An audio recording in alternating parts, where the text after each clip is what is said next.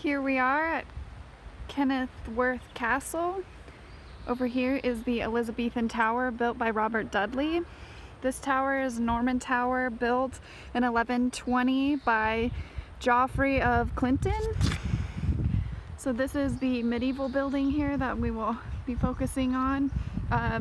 This structure here was built after, we can tell because of the Gothic arches. Here we see the Norman arches that distinguish this building as medieval. This castle was given to Robert Dudley by Queen Elizabeth at one point in time. It had several different owners, but that was one owner of note. It was also owned at a different time by John of Gaunt. Over here is another view of the Elizabethan Tower. We get a little bit better view of the Gothic arches. Here we see the archivolts before we enter the undervault of the great cathedral of the old castle.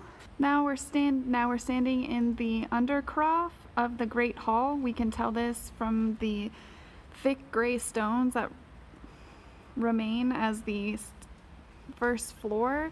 We know this to be the undercroft because of the thick stone columns that are in the middle of the room. They were the support that held up the floor above. Here we see the floor.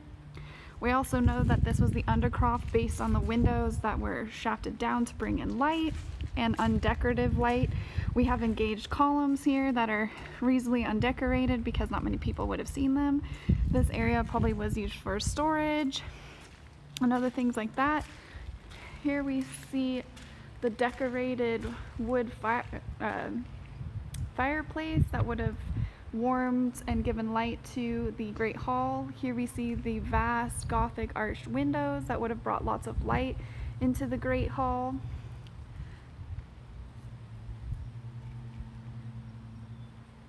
Here we see another fireplace, more of the Gothic windows.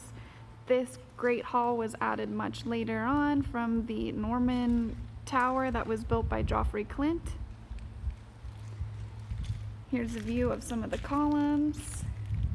Very large to support the first story. We know there was no third story because they would have been larger and probably had more columns to hold up all the weight. Before we leave the Great Hall, it's worth noting that this building is made out of red sandstone, and this is what happens over time. This is not rustification. This is the elements taking their toll on the ancient ruins. Here we are above the Great Hall to get a little bit better view. There we see the Norman building with the Norman arches up there. This Great Hall was built in the 14th century between 1361 and 1399. In this room, Henry V received his trunk of tennis balls from the French king as a gauntlet for the war to follow, a battle to follow. Here we are, we have modern scaffolding. Over here, we see some engaged arches and engaged columns. Inside this room, we see ribbed vaulting with a very interesting capstone, which covers the arches where they come together. Here we are with more engaged columns. And one of the goblin rooms that we have found here. More ruins and picturesque landscape. So while it's raining, we're gonna hang out inside. This right here before us is the Elizabethan garden.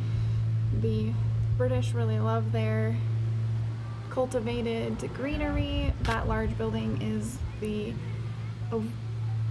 a bird cage that has little finches in it. Anyway, in 1266 this building was under siege during one of the English civil wars. At the time it was under the leadership of Simon de Montfort, who was at the time the head of the Confederacy of Barons.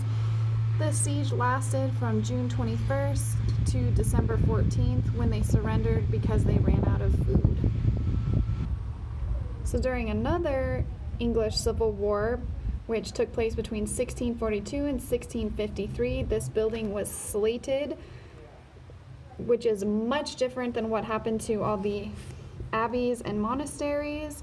Slated means to tear down beyond use and to make it uninhabitable, not just take it down for its wealth and to destroy the religion. So this is how we get the ruins and buildings and crumbled bits that we see today, even though that some things still stand.